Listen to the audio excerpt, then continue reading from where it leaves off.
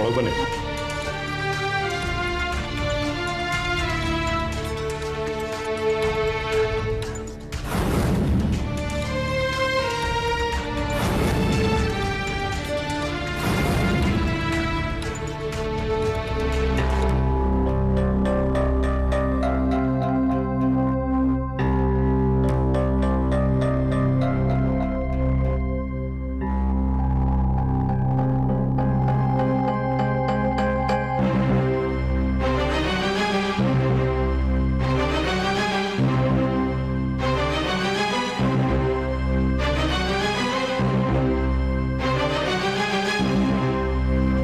ಏನ್ರಿ, ನಾನು ಹೇಳೋ ಕೆಲಸ ಮಾಡಲ್ವಾ? ಸರ್ ಅದು ನೋಡಿ, ಹೇಳೋ ಮಾತನ್ನೇ ಮತ್ತೆ ಮತ್ತೆ ಹೇಳೋಕೆ ನಾನು ಇಷ್ಟಪಡಲ್ಲ. ನಾನು ಹೇಳೋದನ್ನ ಮಾಡಬೇಕು, ಮಾಡಲೇಬೇಕು.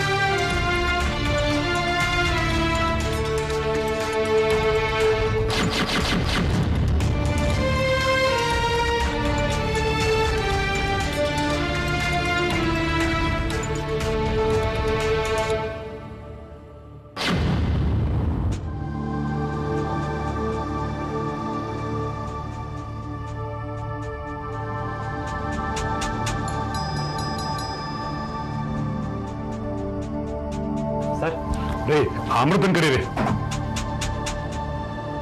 ಮೇಡಮ್, ಬಾಸ್ ನಿಮ್ಮನ್ನು ಕರೀತಾ ಇದ್ದಾರೆ.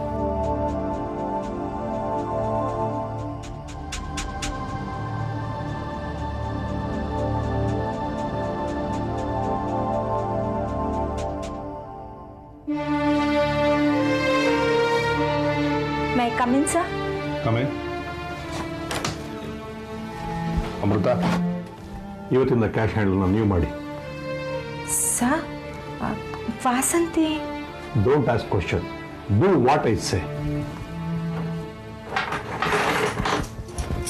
Take this. Take this, I say.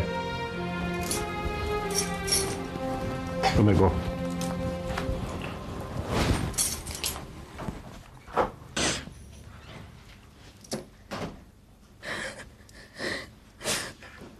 Vasanthi, ಯಾಕೆ ಅಳ್ತಾ ಇದೆಯಾ? ಏನೇ ಆಯ್ತು? ಯಾಕೆ ಆ ಮ್ಯಾನೇಜರ್ ಯಾವಾಗಲೂ ನಿನ್ನ ಕರೆಸಿ ಬೈತಾನೆ ಇರ್ತಾರೆ? ಏನ್ ನಡೀತು ಹೇಳೆ. ಹೇಳೆ. ನೋಡು, ಕ್ಯಾಶ್ ನೋಡ್ಕೊಂತ ಈ ಕೀಸ್ನ ನನ್ನ ಕೈ ಕೊಟ್ಟಿದ್ದಾರೆ. ಯಾಕೆ?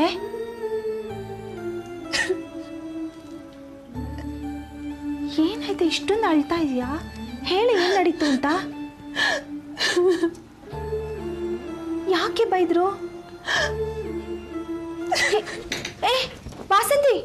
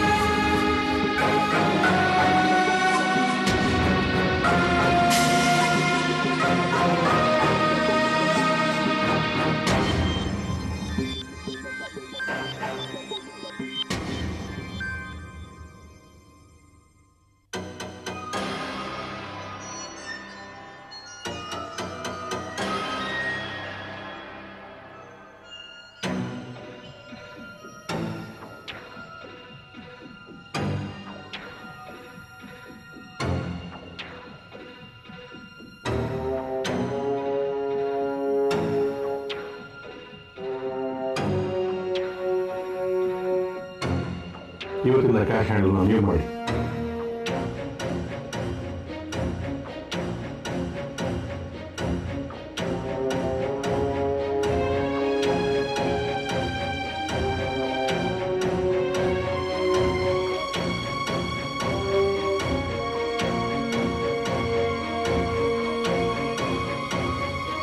ಇವತ್ತಿಂದ ಕ್ಯಾಶ್ ಹ್ಯಾಂಡಲ್ನ ನೀವು ಮಾಡಿ.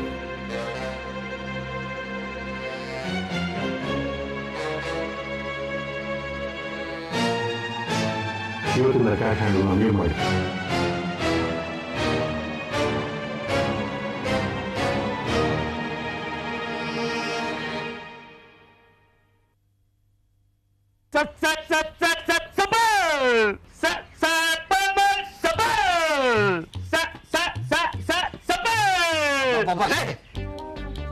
ಕಿವಿ ತಮಟೆ ಕಿತ್ತೋಗೋ ಕೆಚ್ಕೋತಿಯಲ್ಲ, ಬೀದಿ ಬಲ್ಲಲ್ಲಿ ಬರಬೇಕಾದ್ರೂ ಹಿತ್ಲು ಬಾಗಿಲು ತಗೊಂಬಂದಿದ್ಯಾ ನೀನು?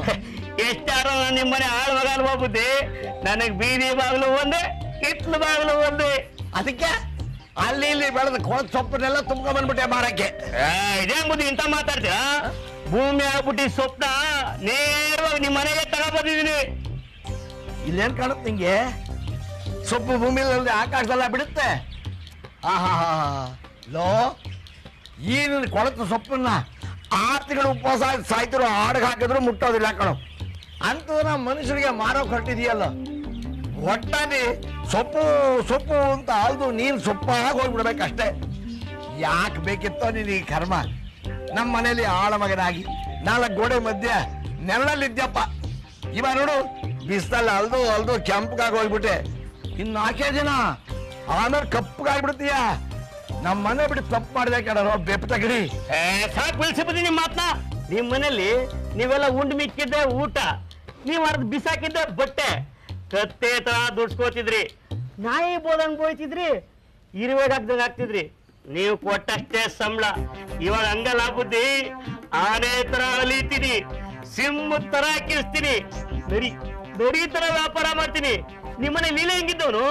ಹುಲಿ ಹೆಂಗ್ ಬದುಕ್ತಾ ಇದ್ದೀರಿ ನೀನು? ಹುಲಿ ಆಗಿ ಮಾಡ್ತೀಯ? ಅಯ್ಯ ನಿನ್ನ. ಮಲ್ಟಿ ನ್ಯಾಷನಲ್ ಕಂಪ್ನಿಗಳು ಅವರ ಏರ್ ಕಂಡೀಷನ್ ಶೋರೂಮ್ ನಲ್ಲಿ ಇಲ್ಲಿ ನಮ್ಮ ತೋಟದಲ್ಲಿ ಬೆಳೆದ ತರಕಾರಿಗಳನ್ನೇ ತಗೊಂಡ್ಬಂದು ತಗಡಿಲಿಟ್ಟು ಫ್ರೆಶ್ ಆಗಿ ಜಿಗ ಅಂತ ಮಾರೋ ಅಂಗಡಿಗಳನ್ನ ಏರಿಯಾಗಳಲ್ಲೆಲ್ಲ ಇಟ್ಕೊಂಡಿರುವಾಗ ನಮ್ಮ ಗೃಹಿಣಿಯರು ಆ AC ರೂಮ್ಗೆ ಹೋಗಿ ಆ ತಳ್ಳೋ ಗಾಡಿ ತಗೊಂಡು ಹೋಗಿ ಅದರಲ್ಲಿ ಹಣ್ಣು ಕಾಯಿ ತರಕಾರಿ ಎಲ್ಲ ಹಾಕೊಂಡು ಸುಮ್ಮನೆ ಆ ಕ್ರೆಡಿಟ್ ಕಾರ್ಡ್ ನಲ್ಲಿ ಬಿಲ್ ಪೇ ಮಾಡಿ ಬರ್ತಾರಲ್ಲ, ಆ ಪ್ರೆಸ್ಟೀಜು ಫ್ಯಾಷನ್ನು ಈ ನಿನ್ನ ಹಳೆಯ ಸೊಪ್ಪು ಕೊಂಡ್ಕೊಡೋದ್ರಲ್ಲಿ ಇದೆಯೇನೋ ಅಪ್ಪ. MNC ಕಂಪ್ನಿಗಳ ಶೋರೂಮ್ ಸೊಪ್ಪಲ್ಲಿ ಆದಿ ಮಾನವನಾಗಿ ಮಾಡ್ತೀಯಲ್ಲ, ಈ ನಿನ್ನ ಸೊಪ್ಪೆಲ್ಲೋ ಪೆದ್ದ ಪೆದ್ದ. ಬುದ್ಧಿ, ಎಷ್ಟೇ MNC ಕಂಪ್ನಿಗಳು ಬರಲಿ, ಎಷ್ಟೇ ಶೋರೂಮ್ಗಳು ಬರಲಿ, ನಾನು ಏನು ವ್ಯಾಪಾರ ಕಮ್ಮಿ ಹಾಕಿಲ್ಲ ಬುದ್ಧಿ. ನಂದೇ ಆದಂತ ಗಿರಾಕಿಗಳವ್ರೆ, ಕೂಲಿ ಮಾಡೋರು, ಕ್ರೆಡಿಟ್ ಕಾರ್ಡ್ ಇಲ್ಲದೆ ಇರೋರು, ಬಡವರು, ಇವರೆಲ್ಲ ನನ್ನ ಗಿರಾಕಿಗಳು ಬುದ್ಧಿ. ಬಡವರೇ ನಾನು ಉದ್ಧಾರ ಮಾಡ್ತಿರೋದು. ಬಡವರು ಎಲ್ಲಿ ಗಂಟ ಇರ್ತಾರೋ ಅಲ್ಲಿ ಗಂಟ ನಾನು ಚೆನ್ನಾಗೇ ಇರ್ತೀನಿ ಬುದ್ಧಿ.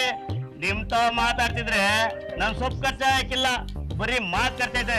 ನಾನ್ ಬರ್ತೀನಿ ಬುದ್ಧಿ. ಹೋಗ ಹೋಗ ಹೋಗ ಹೋಗ ಹೋಗ ಹಾಗ ನಿನಗೊಂದು ಹೇಳ್ತೀನಿ ಕೇಳ ಸಿದ್ಧ. ನಮ್ಮ ದೇಶದಲ್ಲಿ ಬಡವರು ಇನ್ನೂ ಬಡವರಾಗ್ತಾ ಹೋಗ್ತಾರೆ, ಶ್ರೀಮಂತರು ಇನ್ನೂ ಶ್ರೀಮಂತರಾಗ್ತಾ ಹೋಗ್ತಾರೆ. ಆ ಬಡವರಿಗೆ ಮುಂದೆ ನಿನ್ನ ಸೊಪ್ಪು ಕೊಳ್ಳೋಕ್ಕೂ ಕಾಸಿರಲ್ಲ. ಈ ಶ್ರೀಮಂತರು ನಿನ್ನ ಸೊಪ್ಪಿನ ಕಡೆ ಕಣ್ಣು ಹಾಯಿಸಲ್ಲ. ಒಟ್ಟಲ್ಲಿ ನೀನು ನಿನ್ನ ಸೊಪ್ಪು ಬಿಸ್ತಲ್ಲಿ ಸುತ್ತಿ ಸುತ್ತಿ ಬೆಂಡ ಹೋಗ್ತೀರಿ. ಸಿದ್ಧ, ನೀನು ಪೆದ್ದ. ನಮ್ಮನೆ ಬಿಟ್ಟು ಹಾಳಾಗಿ ಹೋದೆ. ಹೋಗಯ್ಯ, ಹೋಗು ಹೋಗು. ಹೋಗೋಗಿ ಬುದ್ಧಿ. ಸತ್ ಸತ್ ಸತ್ ಸತ್ ಸಬರ್ ಸಬರ್ ಸತ್ ಸತ್ ಸತ್ ಸತ್ ಸತ್ ಸಬರ್. ಇಷ್ಟೇ ನಿಂದು ಹೀಗೆ. ಬರ್ತೇನೆ ಬರಲ್ಲಪ್ಪ ನೋಡ್ರಿ, ಬರ್ತೇನೆ ಅಂತ ಹೇಳ್ತಾ ಇಲ್ಲ ನಾನ್ ಬರಲ್ಲ ಅಂತ ಹೇಳ್ತಾ ಇಲ್ವೇ? ಎರಡೂ ಬರೋದಿಲ್ರಿ. ಯಾಕೆ ಬರ್ತೇನೆ ಅಂತ ಹೇಳ್ತಾ ಇದ್ದೀರಲ್ಲ? ಬರಲ್ಲ ಅಂತ ಹೇಳ್ತಾ ಇದ್ದೀನಿ. ನೋಡಿ ಬರ್ತೇನೆ. ಹಾ ಹೋಗ್ಲಿ, ಸರ್ವನೇ ಬರ್ತಾ ಇದ್ದಾನೆ, ಅವನ್ನೇ ಕೇಳ್ಬೋಣಪ್ಪ. ಏನಪ್ಪಾ ಬ್ರಹ್ಮ ವಿಷ್ಣು ಮಹೇಶ್ವರ 3 ಜನ ಪ್ರತಿಷ್ಠೆ ಆಗ್ಬಿಟ್ಟಿದ್ದೀರಿ. ಸರಿ, ಅದೇನ್ ನನ್ನ ಕೇಳಬೇಕು ಅಂತೇನೋ ಅಂತ ಇದ್ದಾಗಿತ್ತು. ಏನದು? ಮುಂದಿನ ಎಲೆಕ್ಷನ್ ನಲ್ಲಿ ಈ ಸರ್ಕಾರವೇ ಬರುತ್ತಿದ್ದ ನನ್ನ ಅಭಿಪ್ರಾಯ. ಈ ಸರ್ಕಾರ ಖಂಡಿತ ಅಧಿಕಾರಕ್ಕೆ ಬರಲ್ಲ, ವಿರೋಧ ಪಕ್ಷನೇ ಅಧಿಕಾರಕ್ಕೆ ಬರೋದು ಅಂತ ನಾನು ಹೇಳ್ತಾ ಇದ್ದೀನಿ. ವಿರೋಧ ಪಕ್ಷನೂ ಅಧಿಕಾರಕ್ಕೆ ಬರೋದಿಲ್ಲ, ಆಡಳಿತ ಪಕ್ಷನೂ ಅಧಿಕಾರಕ್ಕೆ ಬರಲ್ಲ ಅಂತ ನನ್ನ ಅಭಿಪ್ರಾಯ. ನಮ್ಮ 3 ಜನರಲ್ಲಿ ಯಾವ ಸರಿಯಾಗಿದೆ ಅಂತ ನೀನು ಹೇಳಪ್ಪ. ಏನ್ ಪೆದ್ದು ನೋಡ್ರ ನೀವು? ಅಲ್ಲಯ್ಯ, ಸರ್ಕಾರದಲ್ಲಿ ವಿರೋಧ ಪಕ್ಷ ಅಂತ ಎಲ್ಲರಯ್ಯ ಇದೆ, ಆಳರಲ್ಲೇ ವಿರೋಧ ಇರುವಾಗ ಇನ್ ಬೇರೆ ವಿರೋಧ ಪಕ್ಷ ಇದೆಯಾ? ಇವಾಗ ಅವೆಲ್ಲ ಬ್ಯಾಡ್ರಯ್ಯ. ನಮ್ಮ ದೇಶದ ಭವಿಷ್ಯನ ರೂಪಿಸ್ತಕ್ಕಂಥ ಇಂಥ ಮಹಾನ್ ವಿಚಾರನ ಬರೀ ಬಾಯಿ ಮಾತಾಡಿದ್ರೆ ಆಗುತ್ತೇನೆಯ. ಮತ್ತೆ ಹೇಗಪ್ಪ ಹೇಳ್ಬೇಕು? ಬೆಟ್ಟಿಂಗ್ ಅಮ್ಮ, ಬೆಟ್ಟಿಂಗ್. ಬೆಟ್ಟಿಂಗ? ಮತ್ತೇನ್ ತಿಳ್ಕೊಂಡೆ? ನಮ್ಮ ಕ್ರಿಕೆಟ್ ಹುಡುಗರು ಬ್ಯಾಟು ಬಾಲು ಹಿಡಿದ ತಕ್ಷಣ ವರ್ಲ್ಡ್ ಕಪ್ ನಿಂದ ವರ್ಲ್ಡ್ ಕಪ್ ವರೆಗೂ ಬೆಟ್ಟಿಗೆ ಮಕ್ಕಳು ಸಹ ಬೆಟ್ಟಿಂಗ್ ಕಟ್ಟೋ ಕಾಲ ಇದು ಬಾಜಿರಾಯನ್ ಯುಗ ಇದು. ಇವಾಗೇನ್ ಬೆಟ್ಟಿಂಗ್ ಕಟ್ಟಕ್ಕೆ ರೇಸ್ ಕೊಡ್ಸ್ಕೋಬೇಕಾಗಿಲ್ಲಪ್ಪ. ಸುಮ್ಮನೆ ಕಂಪ್ಯೂಟರ್ ಓಪನ್ ಮಾಡಿದ್ರೆ ಸಾಕು, ಅರಮನೆ ನಾಯಿ ಎಷ್ಟು ಮರಿ ಹಾಕ್ತು ಅನ್ನೋದ್ರಿಂದ ಹಿಡಿದು ಅಮೆರಿಕ ಅಧ್ಯಕ್ಷನ ಅಂಡರ್ವೇರ್ ಯಾವ ಬಣ್ಣ ಅನ್ನೋದ್ರವರೆಗೂ ಬೆಟ್ಟಿಂಗ್ ಕಟ್ಟೋ ಕಾಲ. ಇವಾಗ ಎಲೆಕ್ಷನ್ ಬೆಟ್ಟಿಂಗ್ ಎಷ್ಟೆಷ್ಟು ತೆಗಿದೆ?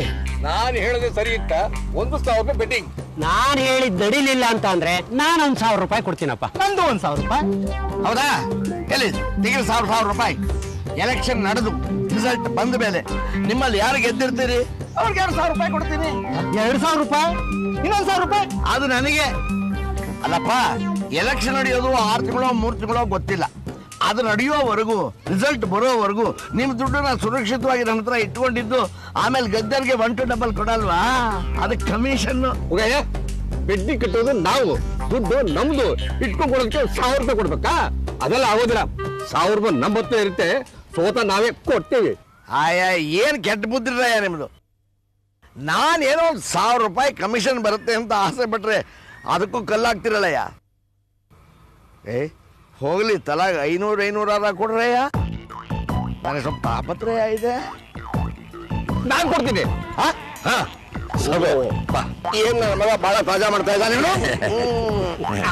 ನನಗೆ ತುಂಬಾ ಅವಸರವಾಗಿ ಒಂದು 5,000 ರೂಪಾಯಿ ಸಾಲ ಬೇಕಾಗಿದೆ ಕಣ. ಹೇಗಾದ್ರೆ ಮಾಡಿ ಕೊಡ್ಸೋ, ನಿಮ್ಗೆ 500 ರೂಪಾಯಿ ಕೊಡ್ತೀನಿ ಕಣ. ಸಾಲ? ನಾನು? ನೀನು ಒಂದೇನು, ನಿನ್ನ ಲೆವೆಲ್ ಅಂದ್ರು ನೀನು 3 ಸಾಕು, ಓಡ್ಬೇಕೆ ಸಾಲ ಕೊಡುತ್ತೋ. ಏನಾದ್ರೂ ಮಾಡಿ ಕೊಡಿಸ ಬಾರೋ. ನೋಡಪ್ಪ, 5,000 ರೂಪಾಯಿ ಸಾಲ ಕೊಡಿಸ್ತೀನಿ. 500 ಆಗಲ್ಲ, ನನಗೆ 1,000 ರೂಪಾಯಿ ಕೊಡ್ಬೇಕು. 1,000 ರೂಪಾಯಿ ನೀನ್ ತಗೋ, 4,000 ನನಗೆ ಕೊಡ್ಸು. ಬಾ ಕೊಡಿಸ್ ಬಾ. ಅಲ್ಲ ಕಣೆಯ ಶಿವಶಂಕರ, ಈ ವಯಸ್ಸಲ್ಲಿ ನಿನಗೆ ಸಾಲ ಯಾಕೆ ಬೇಕು? ಅದು 5,000. ಎಷ್ಟು ರಿಟೈರ್ಡ್ ಆದ ಮೇಲೆ ಮನೇಲಿ ಮಕ್ಕಳು ನನ್ನ ಮಾತು ಕೇಳೋದಿಲ್ಲ ಕಣೋ. ತುಂಬಾ ಹಲ್ಲು ಬಂದ್ಬಿಟ್ಟಿದೆ ಕಣೋ. ಹಲ್ಲು ಕಟ್ಸ್ಕೋಬೇಕು, ಒಂದು 5,000 ರೂಪಾಯಿ ಕೊಡೋ ಅಂದ್ರೆ ನಿಮ್ಗೆ ಯಾಕೆ ಹೊಸ ಹಲ್ಲು ಅಂತ ಕೇಳೋದು? ಅವನು ಹೇಳೋದು ಕರೆಕ್ಟ್. ನೀವು ಯಾಕೆ ಬೇಕು ಹೊಸ ಹಲ್ಲು? ಚಕ್ಲಿ ಕೊಡ್ಬರ್ತೀನಿ ಯಾಕೆ? ಬೆಚ್ಚಬೇಕಂತ ನಿಮ್ ಬಾಯಿ ಚಪ್ಪಲಾನ. ನಿನಗೆ ಹಲ್ಲು ಹಾಳಾದ್ರು ನಾಲಿಗೆ ಹಾಳಾಗಿಲ್ಲ ನೋಡು. ಓಕೆ, 5,000 ರೂಪಾಯಿ ಸಾಲ ಕೊಡಿಸ್ತೀನಿ. 4,000 ನಿನಗೆ. ಯಾಕೆ? ಚಕ್ಲಿ ಕೊಡಬೇಡ ತಿನ್ನಕ್ಕೆ. 1,000 ರೂಪಾಯಿ ನನಗೆ. ಯಾಕೆ? ಪಾನಿಪುರಿ ತಿನ್ನಕ್ಕೆ.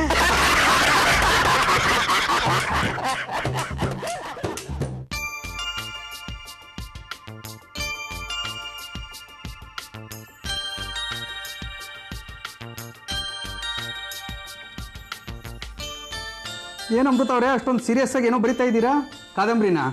ಪ್ಲೀಸ್ ಹರೀಶ್, ನಂಗೆ ಡಿಸ್ಟರ್ಬ್ ಮಾಡಬೇಡಿ. ನಾನು ಅಕೌಂಟ್ಸ್ ನೋಡ್ತಾ ಇದ್ದೀನಿ. ಒಂದು ಒಳ್ಳೆ ಜೋಕ್ ಹೇಳ? ಬೇಡ ಹರೀಶ್, ನನ್ನ ಟೆನ್ಷನ್ ನನಗೆ. ಆ ವಾಸಂತಿ ಮಾಡಿರೋ ಕೆಲಸದಿಂದ ಈ ಕ್ಯಾಶ್ ನೋಡ್ಕೊಳ್ಳೋ ಜವಾಬ್ದಾರಿನ ನನಗೆ ವಹಿಸಿದ್ದಾರೆ. ಇಲ್ಲಿ ನೋಡಿದ್ರೆ ಟ್ಯಾಲಿನೇ ಆಗ್ತಾ ಇಲ್ಲ. ನನ್ನ ಜೋಕ್ ಕೇಳಿ ಅಕೌಂಟ್ಸ್ ತಾನೇ ಟ್ಯಾಲಿ ಆಗಿಬಿಡುತ್ತೆ. ಪ್ಲೀಸ್ ಹರೀಶ್, ನಿಮ್ಮ ಕೆಲಸ ನೀವು ನೋಡ್ಕೋಬಾರ್ದು. ಅಯ್ಯೋ, ಕೋಪ ಮಾಡ್ಕೋಬೇಡಿ ಅಮೃತ ಅವರೇ. ನಿಮ್ಮ ಸುಂದರವಾದ ಮುಖದ ಮೇಲೆ ಕೋಪ ಬರಬಾರ್ದು. ನೀವು ಸದಾ ಕಾಲ ನಗ್ತಾ ಇರಬೇಕು. ಅಮೃತ ಅವರೇ ಕೇಳ್ಬಿಡಿ, ಇಲ್ಲಿ ಬಿಡೋದಿಲ್ಲ ನಿಮಗೆ. ಸರಿ ಹೇಳಿ. ಅಮೃತ ಅವರೇ, ನೀವು ಕುಡಿತೀರಾ?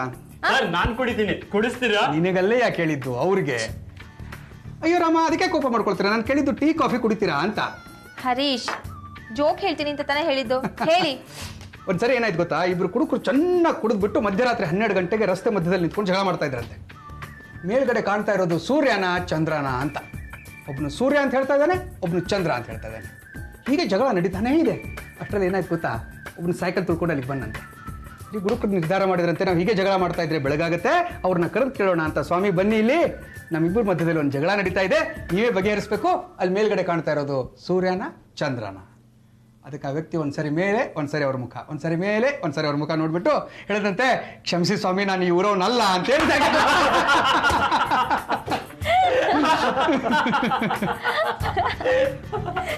ಗುಡ್ ಜೋಕಾ? Thank you. ಇನ್ನೊಂದು ಜೋಕ್ ಹೇಳ. ಒಂದು ನಿಮಿಷ. ಹಲೋ. ಹಾಂ ಹೇಳ ಅನಿತಾ.